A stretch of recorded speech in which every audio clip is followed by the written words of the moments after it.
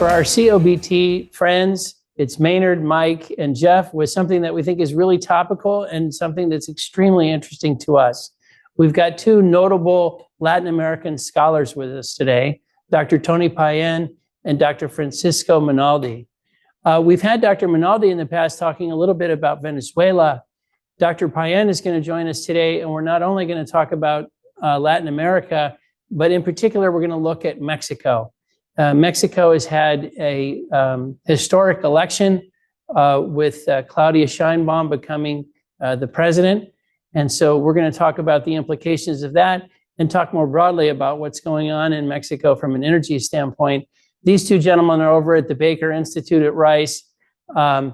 Monaldi's been there for 12 years. Dr. Payan has been there for 9 years. So they've been studying this and looking at these issues for a long time now, and doing so right here in Houston, Texas. So, gentlemen, let me just pause and say thank you so much. We're delighted to have you.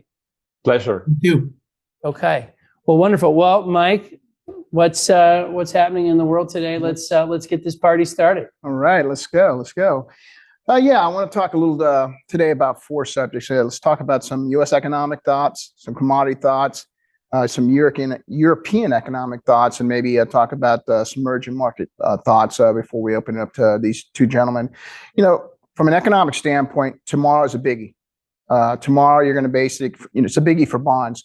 You have two huge events. You have basically the CPI dropping tomorrow, but you also have the FOMC market meeting tomorrow. And so that's going to go a long way to kind of either confirming or dispelling this recent speculation that bond markets or the Fed is going to be cutting rates in 2024. So big day for bonds tomorrow. Could be a volatile day for markets in general.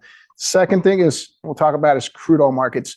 As you all know, over the last week or 10 days, crude's been really volatile. We went as low as $73 a barrel last week. We're now back up to around $77, $78 a barrel.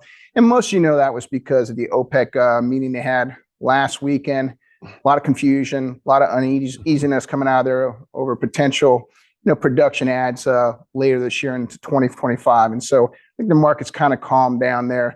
Crude's rallied back. It was oversold. I'd say today from a crude oil market standpoint, a couple things. First, OPEC did their, drop their monthly oil market report. They reconfirmed production for 2024 of roughly 2.1 million barrels a day, and roughly 1.8 million barrels a day for 2025. Tomorrow, the IEA is going to be dropping their estimates for 24 and 25. That's the growth wedge. Yeah, the global growth wedge. And tomorrow, the IEA is going to be dropping their estimates. As you recall, IEA is about 1 million barrels below, both on 24 and 25. And that is some of the concern that the markets have right now. If we have growth of 2 million barrels a day, roughly in 24 and 25 versus 1.1 or 1.2, crude markets are in really good shape, in our opinion. The problem is people don't believe that yet. I think people are probably somewhere in between there. The third thing we want to talk about is really natural gas. U.S. natural gas prices have rallied quite substantially. Prompt prices around $3.15 an M, and the 12-month strip is around $3.50 an M. The last time we were at these levels was November of 2023. And so the reasons we've moved so much is because, weather is getting hotter. Summer is getting hotter. June is expected to be scorching, and so prices are rallying. The concern I have right now is that, as you all know, U.S. production has been curtailed, probably on the order of over a B a day. The question is, at what point do those producers start to bring some of that production online? That's the big risk here, given that you have a huge storage surplus. The last thing I really want to talk about is, European markets. What happened there over the last weekend or so. As you know, bond yields in, particularly in France, and equity markets, particularly in France, but all these EU countries really took it on the chin in the last couple of days. And it's because they had a basically EU, parliamentary vote, and conservatives won a lot of seats. The Green Party lost a lot of seats. And so they were the biggest losers here. So that's really going to affect basically climate policies potentially beyond 2030. And so I think that's probably a good development. You can only do so many, deindustrialization in Europe before voters finally start to react. And it looks like they are reacting. It's sort of I don't know if it's going to be a cosmic shift, but it's really, really in the news right now. So something to keep an eye on. The last thing I'd really say is, before Jeff gets into talking about some of the Mexican financial stats, is that there's been an unevenness in performance in equity markets, particularly in Latin America, and just globally. And I think a lot of the reason that is because the U.S. market is really sucking away a lot of money flows. And the reason it's sucking away a lot of money flows that would typically go to sort of international or basically emerging market ETFs for portfolio diversification. They're just not going there. And the reason why is because AI growth stocks are just really consuming all this money flow. And so, you can look at that as good or bad. I look at that as, bad longer term, but near term, that's a lot of momentum in those names. And that's probably why you're not seeing a diversification in performance in these global markets like you would normally expect. So, just something to think about. And so, with that, we're looking forward to hearing what our guests have to say about Mexico, Colombia, and just the Latin American markets in general. Jeff, anything you'd throw in? Yeah, just a couple of things. There's been lots of news and press, over the past week around, for example, the Mexican stock market performance, the rise in yields, but it stretches back a bit longer term. I was just out of curiosity, was looking at the U.S., the TSX in Canada, the FTSE in the UK, Brazilian market, Mexican market. Over the last 1 and 3 years, so stretching well into the past, pre this election, Mexico and Brazil sit on the bottom of that stack in terms of equity market performance. And as we think about the topic for today, there's just a lot of cross currents, whether it's the border issues, the higher interest rates, the post election, some of the drug cartel issues. But we do have this reshoring trend as a cross current in that, and it would certainly feel like outside of policy decision, Mexico should be a net winner in that. So I'm just really curious to hear our guest's perspective on that today. Awesome. Well, thanks, guys, and again. Dr. Payan and Dr. Monaldi, welcome. I'll make the move, if you will, to Francisco and Tony to make it easier. You guys are friends. A question for you, and Jeff just hit on it. I think the Baker Institute, you guys have done a lot of work on Mexico and U.S., Mexico, all kinds of issues and opportunities. When we first started thinking about a Mexico COBT with you, it was really focused on this nearshoring opportunity, and maybe Chinese EVs are going to be made in Mexico, and all those types of issues, and those are really interesting. We should talk about them. But like in the midst of all this, Claudia Sheinbaum has been elected, and now it's kind of an electric topic to think about the implications of her election. Tony, let me just start with you. What do you make of this election? How historic is it? In some ways, she seems to have gotten just another term that AMLO would have gotten. It's like she rode his way, but in another way, she's a revolutionary candidate. What do we make of her? Well, it's difficult to know because Sheinbaum has been essentially imitating Mr. Lopez Obrador throughout the campaign. She hasn't deviated a single bit from his established rhetoric. And she has essentially promised to continue the path that Mr. Lopez Obrador established for Mexico in 2018. We don't really know who is the Claudia Sheinbaum that will show up to govern, whether it's a woman of her own, so to speak, or whether she's going to simply do Mr. Lopez Obrador's bidding. Mr. Lopez Obrador has already said this week in one of the morning conferences, of course, that he will be active if the president calls him to be, but also he has said that he will exercise his right to dissent if he feels that she's not going in the right direction. So I think that's a very clear warning that he is going to stay very active. Now, we know that in just about every policy, he's been a failure. On security, on energy, on infrastructure, on foreign policy, on economic growth. You can go down the line and see that he's been really someone who's not been very interested in public policy in a disciplined way, kind of data-driven, rational decision-making in public policy. He's really an ideologue. And so we don't know if she is more radical. We do know one thing. She has an authoritarian streak. I think she has shown that she's a little bit irascible and intolerant. She's shown that throughout the campaign. Will she meet with the opposition, which Mr. Lopez Obrador never really did? We don't know. So there's a lot of uncertainty in the air. And the few signals that have essentially come through are essentially that Mr. Lopez Obrador will continue active, he will continue participating in the decision making, and that he will certainly set some guardrails for her on various issues, and that he will dissent. So who will the Morena party in Congress? They will have a majority, quite a large majority. The numbers haven't been set yet, and they're in dispute. But obviously, will the Morena party obey Mr. Lopez Obrador, or will they obey the new president? So there's a lot of uncertainty in the air, and obviously that's reflected in the markets and, of course, the peso-dollar exchange that we see today.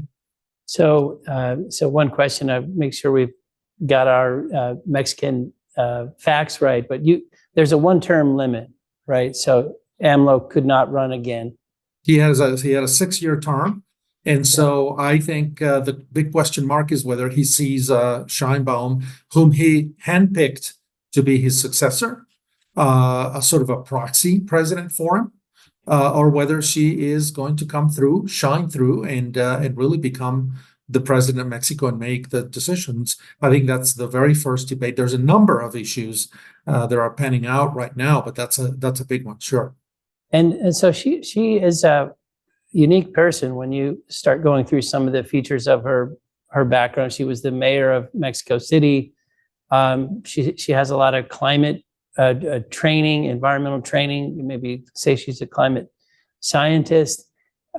She's obviously the first woman president, and she's also the first Jewish president. So this is a real unique figure. She's getting a lot of acclaim, it feels like, internationally, because this does look, it's funny, it's kind of being characterized as historic, but in some ways there's some chance this is business as usual, and AMLO will be pulling the strings. That's a real wide spectrum of interpretation there, Tony. I have to tell you, I think the word historic gets thrown around very lightly. In 2014, Mexico passed a political reform, and at that time, it was established that the political parties were all obligated to nominate 50% of the candidates to be women. Mayoral seats, state legislatures, governors, and federal legislators. As a consequence, over the last 10 years, almost half of all politicians in Mexico are women. So this is just essentially, a consequence of something that was established in the law. There is enough evidence, therefore, 10 years of data, to ask ourselves whether women really vote differently and push gender-based agendas, or really push or dissent based on gender. And I think the evidence shows that they don't. You can see the Morena party is very well represented. Women are well represented in Congress, and yet they all essentially raise their hand to vote for whatever Mr. Lopez Obrador sends their way in Congress. Women are not exercising any particular right to dissent. They're not exhibiting a gender-based agenda, and they're not really pushing any particular issues of interest to them. They seem to be following the ideological line that comes from Mr. Lopez Obrador, and they don't really seem to choose particular public policies that are really different. So this historic thing, I'm not sure. I'd have to hold off and see what happens. That's interesting. I'm sort of teasing, but it seems like you were just saying the good news is women can be just as uninspiring as men. Apparently so, certainly in Mexico. Yeah, look at that. The other thing that was striking about it as we were learning about it and getting ready for today is I think the statistic we saw is that because there were elections across all levels of government, that 37 candidates in the course of the election were assassinated, which is the most ever. But it was rivaled only by 36 assassinated in 2021 or so. Like, is this like the violence? Can you just kind of comment on that dynamic? Because that's sort of stunning to get your head around. Yeah, certainly. I mean, if you go back to Mexico's political evolution, 1977 was the first time that Mexico introduced proportional representation in Congress. And then there's been a number of reforms in the 80s and 90s, and in 2014 was 2007 and 2014 was the last, 10 years ago. And Mexico managed to establish free and fair elections and a neutral arbiter, so to speak, for the elections. And I think they were some of the cleanest, best organized, citizen-led elections in the world. What we saw in 2024 is definitely a departure from that. The federal government deployed 27,000 servants of the nation, essentially federal employees paid by the government, by the taxpayers, to go door by door and tell people that if they didn't vote for Morena, they were going to lose their cash transfers, their government benefits. So in some sense, people voted for private benefits over public goods because the public goods are not good.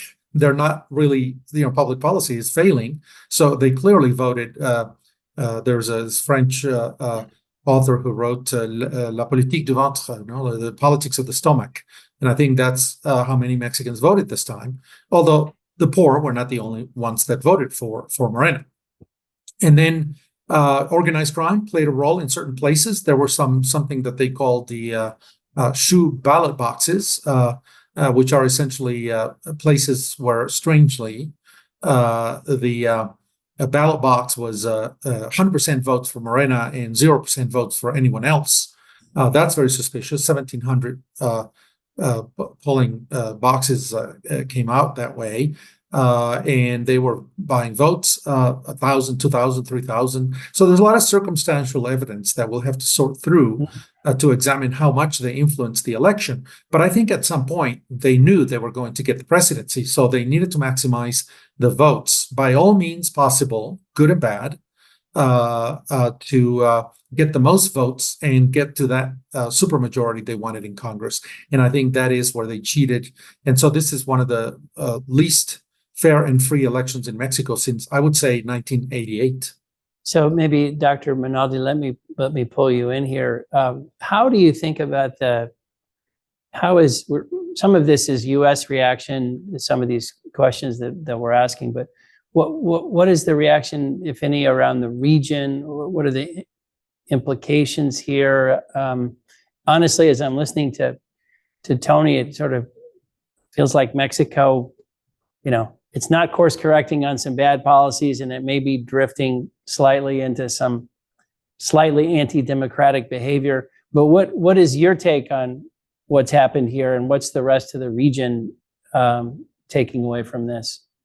Sure. So, in a way, I think what we are seeing in Mexico follows a pattern that we have seen in the region before. No, the party systems in the region have significantly deteriorated, and personalistic politics have become more prominent.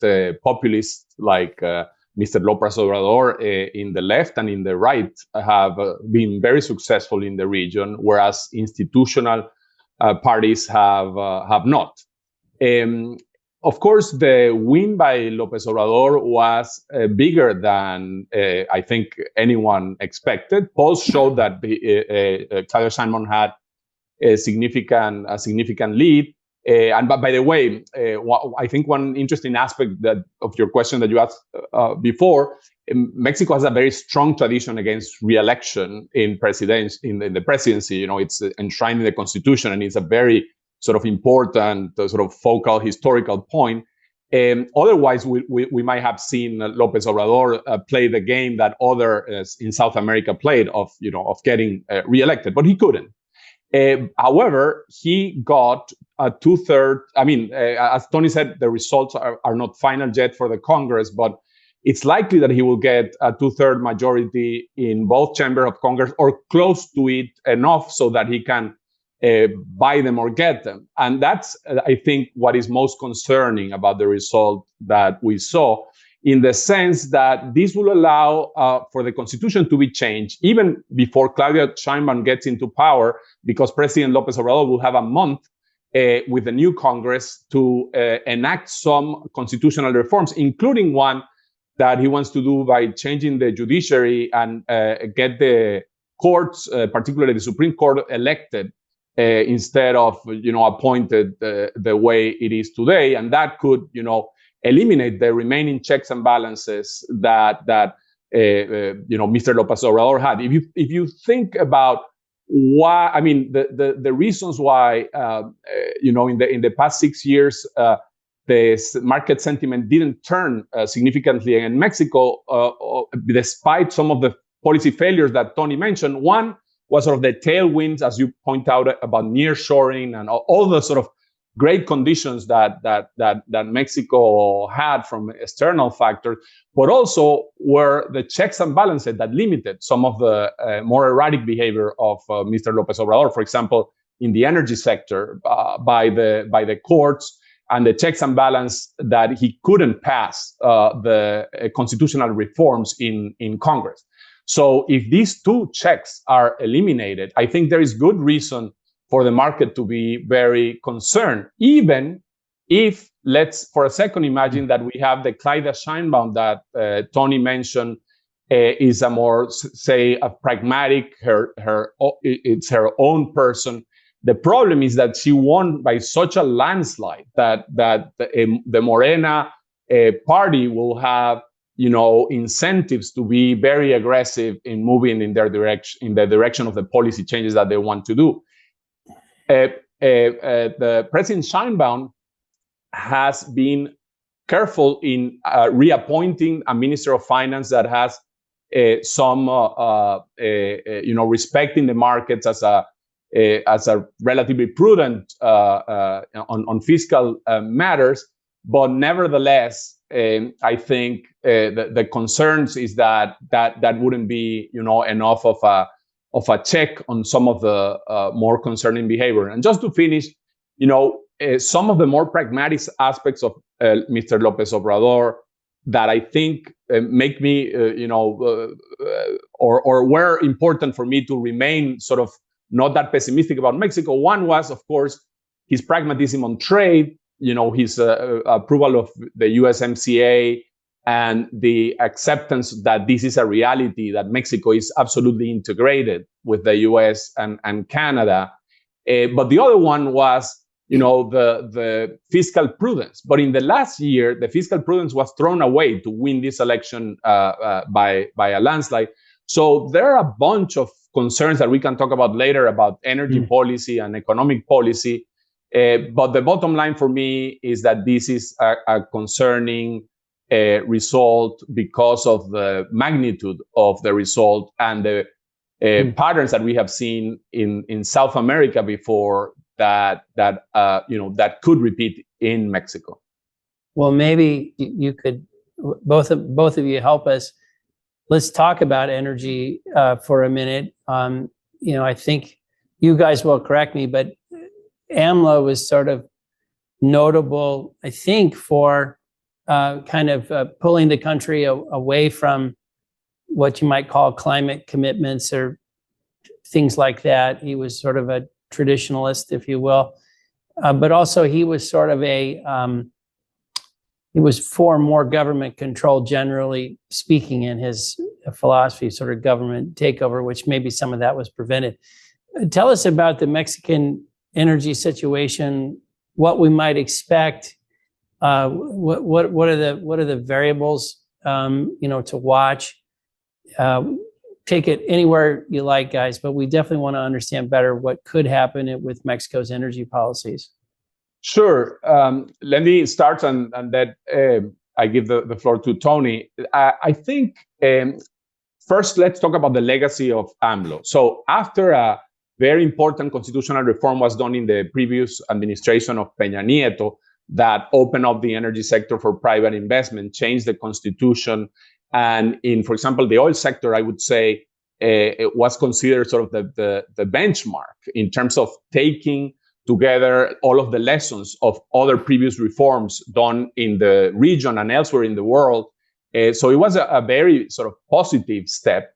Mr. Lopez Obrador was very much against it at the time. And as he arrived to power, he basically stopped all the bidding rounds on the oil side and basically moved in a very different direction, taking control over the independent regulatory agencies and the like. But he didn't forcefully renegotiate contracts. He did a few things, like, for example, taking over the Sama field that was a private operated field and unified it with Pemex control. So a few of the sort of decisions that were made were concerning in terms of private sector investment. But other than that, he just stopped the reform from being enacted on the oil side.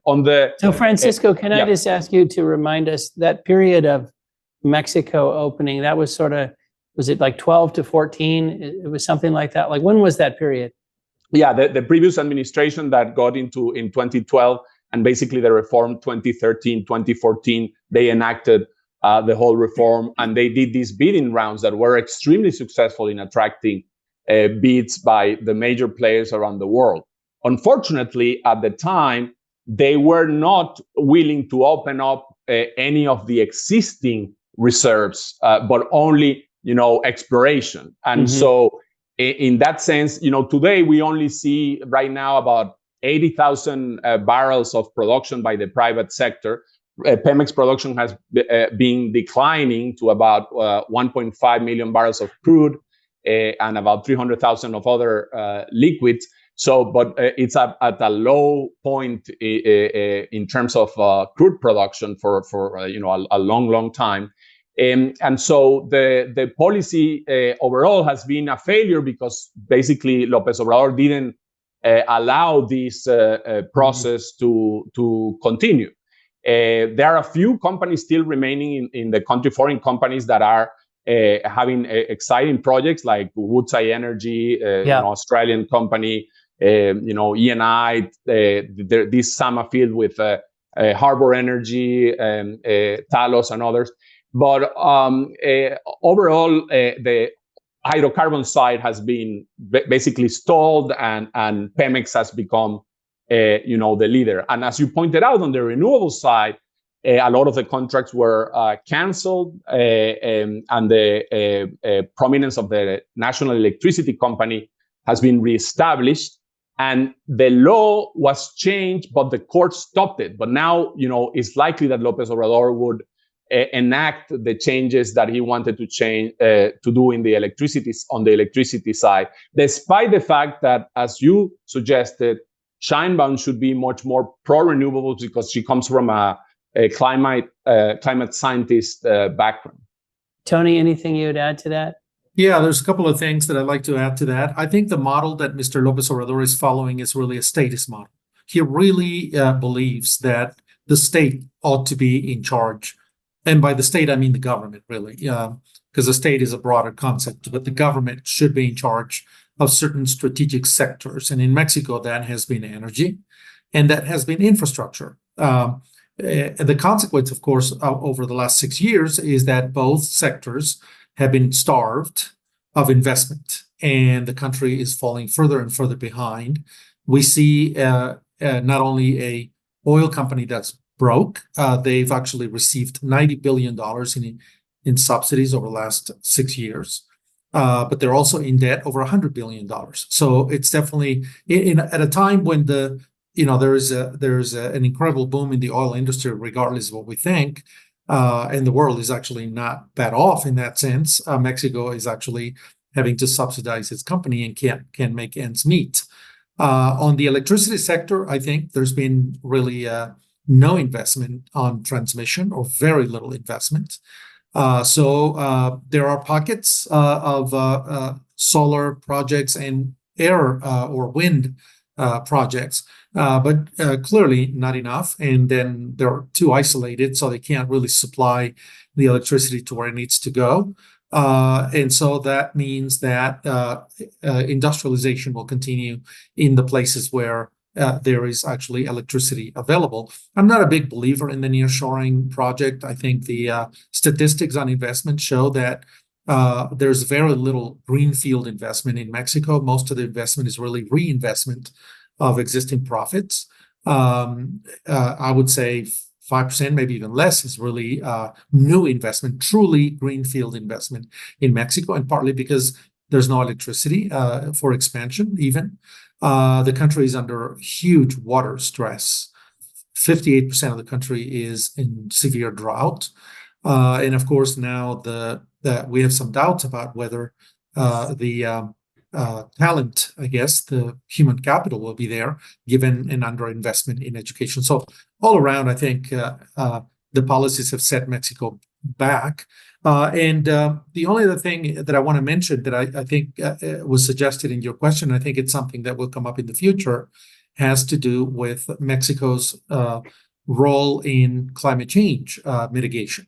It's practically null. That's not a policy in Mexico. That's not a consideration right now. There's no policy to speed Mexico through a green transition.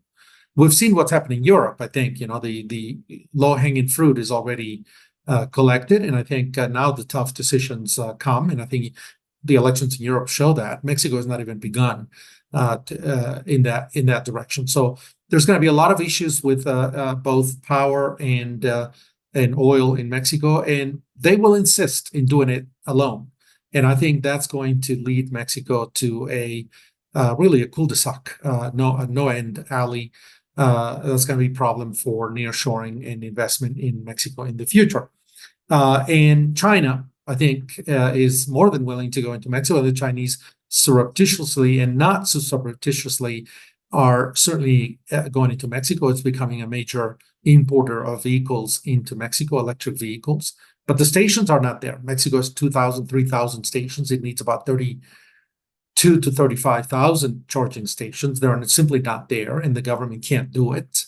So who knows where that market is going to go? And if the Chinese believe that they can use Mexico as a trampoline to make their way into the U.S. market, I think they would be mistaken. There's plenty of awareness in Washington about what the Chinese activities are in Mexico. We've looked at them. We are looking at them in a project with also the Center for Energy Studies.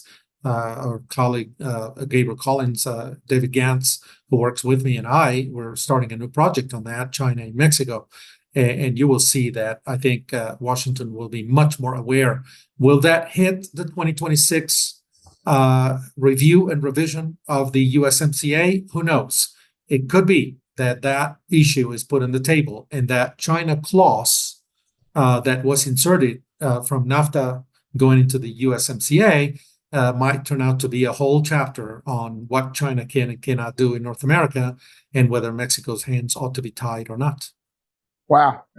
Seems like a pretty bleak outlook. I thought it was going to be really good with reshoring, but it looks like maybe not so positive as we thought. Maybe just let's talk about regionally and move away from Mexico. We obviously saw the Cobre mine in Panama got shut down last year. The government stepped in here. Maybe some thoughts on what's going on in Venezuela. You had some Brazilian election changes. What's going on in the region? What good or bad? What do you say maybe in the next couple of years, some things that are really positive that are going on just in the region, maybe some things that are not so positive that people really don't know too much about at this point? Well, the region, it's growing again after, very bad years with COVID. Inflation is going down almost everywhere around the region. So those are good news. The central bank's independence held in I think most of the region, and actually Latin American central banks were ahead of the curve compared to even the U.S. and European central banks, and that has worked well for the region. So those are among the sort of good news that I think we should emphasize. Of course, in Argentina, we have a new president that wants to move in a very different direction than some of the left movement that we have seen recently. It's not clear if he will succeed, because he has shown not to be a very politically able in terms of managing its relations with Congress, and so far he hasn't approved any legislation. But without a doubt, there is some excitement, and you can see it in the markets. You know, the stock exchange of Argentina has done pretty well, because without a doubt, this is a sort of a new type of presidency. Although we have seen in the past some attempts at moving in a more market friendly direction in Argentina that have failed. So let's see what happens there. Argentina, of course, is one of the most attractive shale plays outside of the United States, and a lot of the big players are there. There's still exchange rate control, so it's not clear if things are gonna significantly change in the next couple of years. As you pointed out, there is a concerning resource nationalism move in the mining sector. Latin America has, of course, some of the most significant resources on both copper and lithium and other minerals that are needed for the energy transition. And we have seen in the last few years moves to exert more state control over these sectors. And I'm concerned, because of my research on resource nationalism in oil, that as mineral rents become higher, if the price of minerals, increases, governments will want a bigger share, but that typically also translates into a bigger control on the sector. The country where that is not happening so far is Argentina. Interestingly, is having a much more private oriented approach, although the Chinese companies are the one taking most of the advantage of that. Chile, which is of course the country with the most potential, and already the largest producers of copper and one of the largest reserves of lithium in the world, is moving in a more state control orientation, less dramatic than we feared at the beginning, because they couldn't pass the constitution that they wanted to pass. But Lopez Obrador in Mexico is also, took over the lithium sector, and now President Sheinbaum is saying that she wants Pemex to be involved, which I think it's a terrible idea that will as Tony pointed out before, Mexico is the most indebted oil company on earth, 106 billion, and the government has transferred $80 billion or $90 billion in the last 6 years there. So not great. But overall, I think there are some positive things that have happened around the region, and some pretty concerning ones. By the way, Venezuela, of course, very important elections happening in the end of July that until recently we all thought that were a foregone conclusion. President Maduro will not let anything happen. But there is now a small window of, there is this very surprising fact that we have a presidential candidate of the opposition that has wide margins in the polls and still is running. So let's see what happens over there. But Venezuela, of course, in terms of energy, a massive resource potential that could be a game changer. And other than that, of course, Brazil and Guyana, the amazing development of the offshore reserves there is sort of the main event in the oil sector in the region in the last decade or so. Tony, you're in Bogota today. Anything you'd share from a Colombian perspective? I think one of the things we talk about here is the way in which the country is short gas, needs more gas. The president has some some policies. You'll know them better than us, but it seems like there's an interesting situation shaping up in Colombia right now. Well, it's a really good question, but I think Francisco is probably the one to handle that. I mostly specialize on Mexico. The only thing I can tell you about Latin America is we're back again in this cyclical. It seems to be that Latin America is always in this cycle: resource nationalism, liberalization, resource nationalism, liberalization. But not all of Latin America pulls in the same direction. Argentina is pulling in one way. Colombia is pulling the other way. Venezuela pulls a different way. Mexico is now pulling in a different direction. Brazil is now pulling in a more moderate direction. So almost every country has to be examined on its own. I think it's very difficult to figure out whether Latin America really exists, whether it's a real region or it's just a patchwork of countries pursuing their own policies. In that regard, to the natural gas, the only thing I can add when it comes to Mexico specifically is that Mexico's manufacturing. Mexico may be the only country in Latin America that exports more manufactured goods than natural resources. For some reason, because Mexico is really not, in my view, Mexico is not really a resource-rich country. There's oil, but it's not an incredible amount of oil. Yeah, there is a little bit of forest, a little bit of mining and all that, but it's not. It has forced Mexico to really move in the direction of liberalizing, attaching itself to the American economy and liberalizing, with the exception of Lopez Obrador, and that has been to the advantage. And that, I think, that's what's keeping the Mexican economy afloat. But we have to remember, when it comes to Texas, 70-80% of the natural gas that fuels Mexico's manufacturing, and it's I think a lot of the power production is really Texas natural gas. So it's very dependent, and with a growth of 0.8% per annum. Already, previous administrations were growing at 2%, 2.5%. The Lopez Obrador administration has been a failure in economic growth.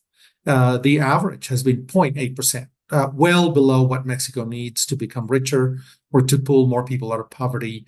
Fiscal policy is now getting in trouble because they're keeping it afloat by cash transfers. So the fiscal situation is very serious. I think at the end of this, Mexico is going to be in trouble, and it's going to be even more dependent on the U.S.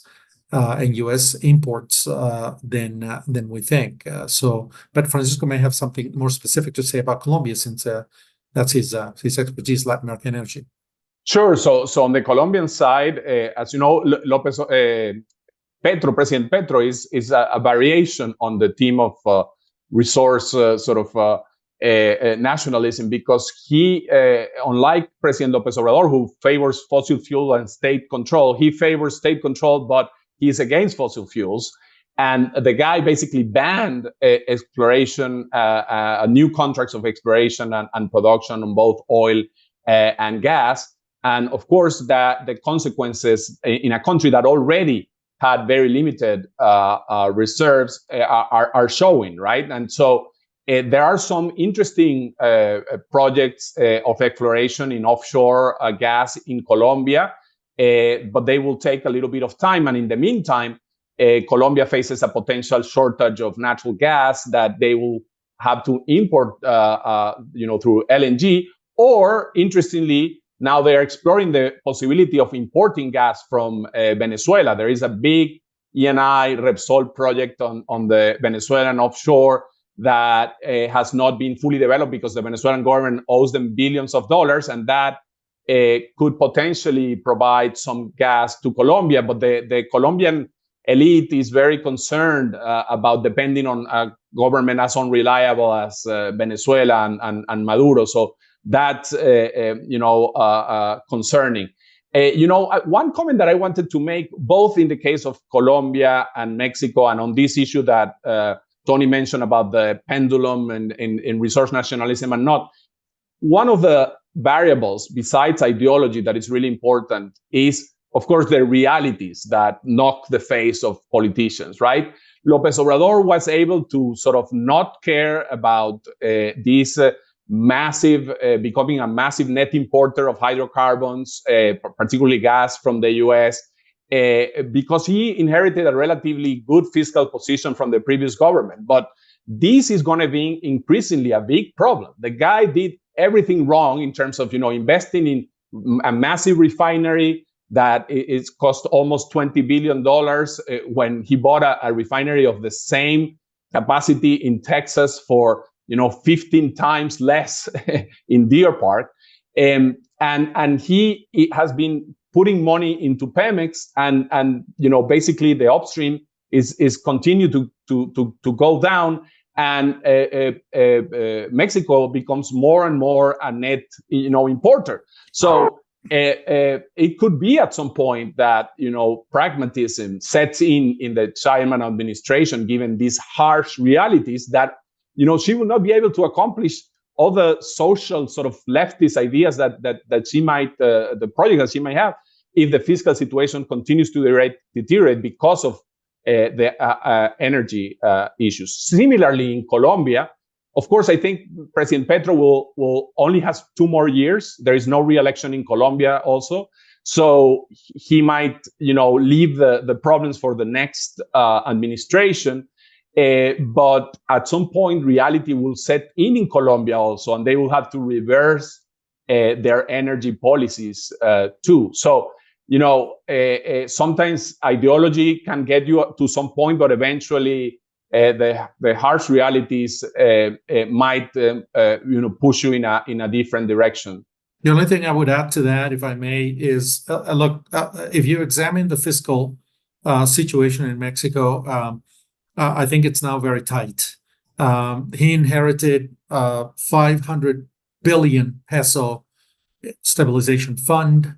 He inherited 120 trust funds to fund education, R&D, sports, science, forest fires, a number of things. 120 with tens of billions of dollars in it. He inherited a very healthy economic growth from the Peña administration, and he's burned through that. He's burned through all that cash. The country is broke. In December, they opened a 6% federal budget deficit for 2024. 6%. That tells you where they are. And then they borrowed in the international markets. And then they restructured the debt in January 2024, just a few months ago. And they added to the restructuring of the debt, they added another chunk. So they borrowed through restructuring as well. And he's leaving absolutely no resources. They did raise taxes. And with an economic growth of 0.8%, and increasing liabilities on retirements because they lowered the retirement age and they increased the pensions. And then all these projects that Francisco spoke about, which have cost tens of billions of dollars, they're going to have to go to the international markets, and at some point, the lenders are going to begin to ask questions about whether Mexico is solvent to pay all that or not in the future. And the problem is, if they pass the reforms they promised to pass right now, reversing the 2013-2014 energy reform is a priority.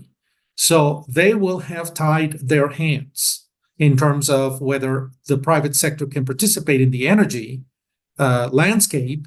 And if they do that, then they will not be able to call on the current law, which potentially could allow them to call on private investment. So they will have tied their hands themselves if they pass that reform and kill the 2014, and then they'll have to go back and do another counter reform. And that is very complicated. Reforming the Constitution in Mexico is very, very difficult. So they themselves may be painting themselves into a corner. Well, and Dr. Payan, just to stay on that same topic, you're doing a good job, painting the picture around fiscal, and you talked about AMLO's policy failures, through time. What are one or two things that you're watching in terms of her behavior and actions as indicators? Is she going to move on her own path, or is she going to continue down the path that we've been on under AMLO's leadership?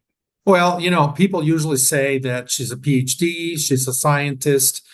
She seems to have exhibited a penchant for slightly more rational public policy. Mr. Lopez Obrador is really just lazy when it comes to public policy. He's interested in politics, but he's not interested in public policy. She seems to be interested in public policy a little bit more.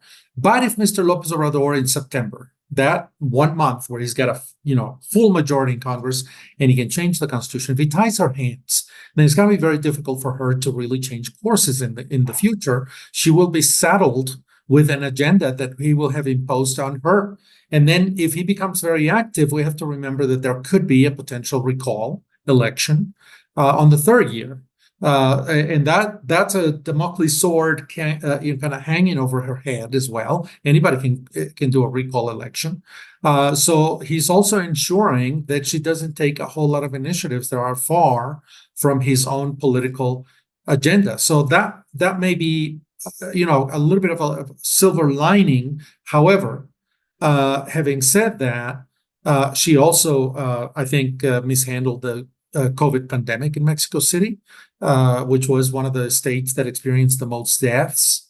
It also, she certainly supported burning fuel oil to produce power, to generate power, which is one of the most polluting ways of generating power. And she started some important projects, infrastructure projects in Mexico City, which have devastated some of the wetlands around Mexico City. And she has supported some of the very destructive, environmentally destructive projects like the Tren Maya in the Mayan Peninsula. It could be, maybe over time she'll make a correction. But we were very optimistic in 2018, 2019, that Mr. Lopez Obrador would moderate and correct his path of action. Romo, a businessman from Monterrey, promised that he would be a lot more moderate. He's not been. In fact, I think he's doubled down as time goes by. He's a little bit more ideological. So it all depends on which Claudia Sheinbaum really shows up to govern. I would like to add that, as Tony said, it will be crucial to understand what happened in the month before she gets into power through Congress. Mm-hmm. If he ties her hands, then I would be very, very pessimistic. If not, there are two sort of potential. One is that this pragmatism kicks in, and the power of Lopez Obrador fades as he's very old and his health is not really good. That could give her some margin at some point to become her own self. The other one is that the only place where she has shown some independence from Lopez Obrador is on climate policy and renewables. She feels that because of her training, she has some leeway there. But so far, nowhere else she has shown any, there is no light between her and Lopez Obrador. It's funny when you said that, Francisco, I just Googled real quick. AMLO's 70. How can you be president at that age? It's hard to imagine having leadership. So a question for you guys, because one of the things we're always doing in energy is trying to figure out a kind of a 10 years ahead, how does this play out? And so it seems like with Mexico, you guys, I know have really kind of sparked our thinking here, because I would speak for all of us and say we probably didn't come in and say we had a scenario on the board where, let's just go with one thing you just said, Francisco. Let's say, AMLO does everything he wants to do in September. Her hands are tied. These trends continue. The policy trends continue. And let's say 6 years from now, another, president is elected that directionally just keeps going. It seems like 10 years from now, we could be in a situation where Mexico looks really bad. Like it's almost, I don't want to say it's gone in a Venezuelan direction, but this is really concerning if it were to go on for another decade. Am I overreacting? Is that a possibility here? Like, give us the frame it up for us. How bad might it get over the next decade, or how good could it get?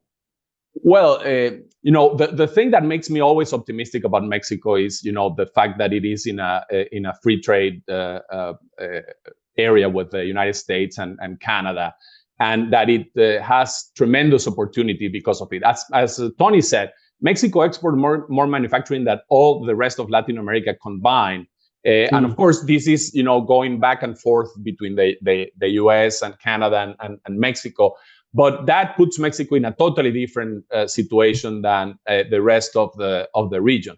So that is, to me, one sort of the big guardrail that will stay in place. Not only the Mexican elite, but even the AMLO and Sheinbaum, I think, accept that reality as inevitable.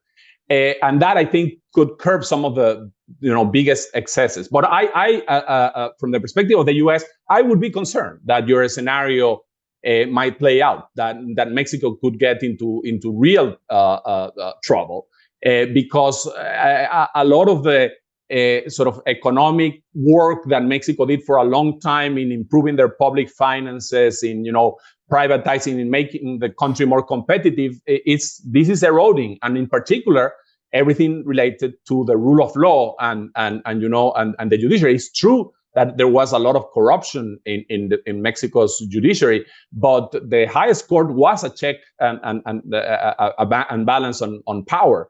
And if all the regulatory institutions and the courts get basically their independence eroded and eliminated, I think that the U.S. could be really concerned of having a neighbor with a lot of additional problems to the ones that they already have in terms of violence and crime.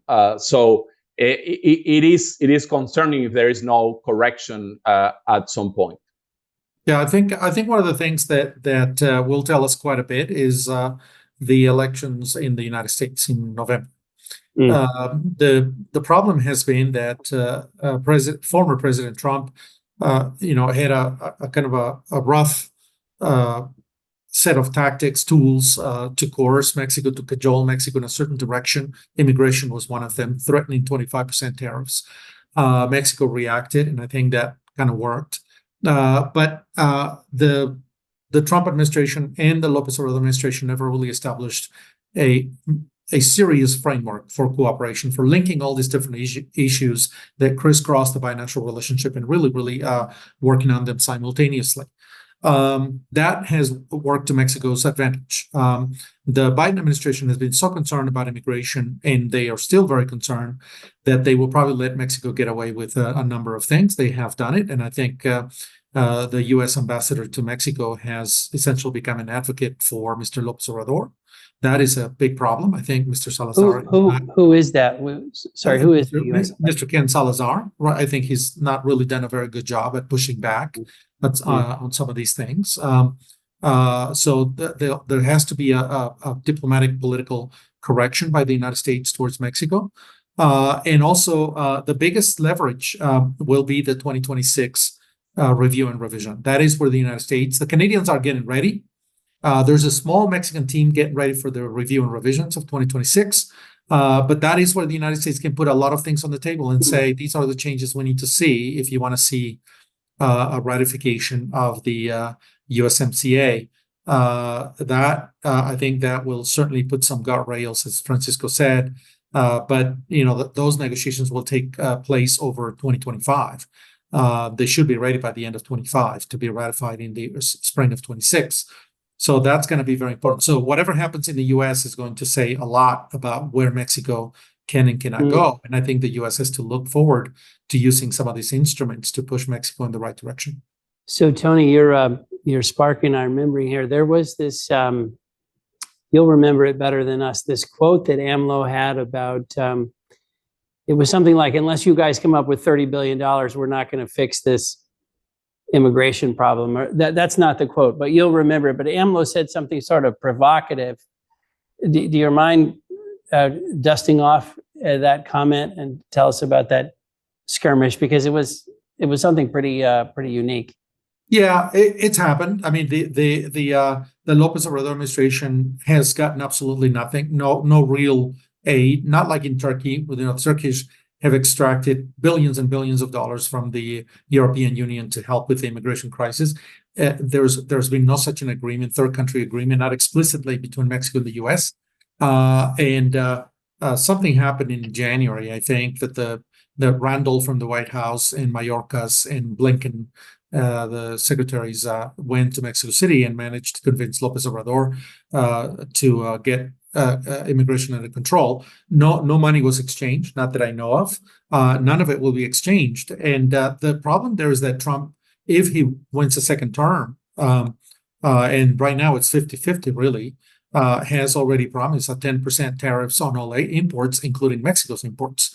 So a lot of turmoil coming up. Just because the Mexican election was decided on June 2nd, that means that everything is settled. There's a lot of dust, and there's still a lot of dust makers in the air. I mean, there's an election in November, and it depends. But if Biden gets reelected, he's going to have to find a different way of dealing with Mexico. He's going to find a framework of cooperation that will deal with trade, with immigration, with border infrastructure, with climate change, with fentanyl and drug trafficking and organized crime, with labor markets in North America. I mean, there's so many issues between these two countries. The interdependence is so huge, for good and ill.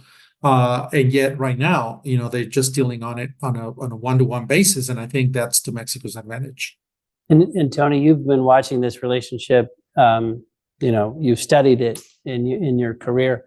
Is this a historic low point or stress point for the U.S.-Mexico relationship, or like how would you characterize where we are right now compared to where we've been over the last 20 or 30 years? If you think about the low point, 1985, the killing of Kiki Camarena, a DEA agent, which was a very low point in the modern era, I guess, in the post-war era, that was a low point. If that was zero, and 1994 and NAFTA was 100, let's say the 90s, was 100. Mm-hmm. I would say we're 50. I mean, it's not the worst of times, and it's not the best of times. I think there's a lot of opportunity, but it all depends on political will and really smart people driving public policy and strategy.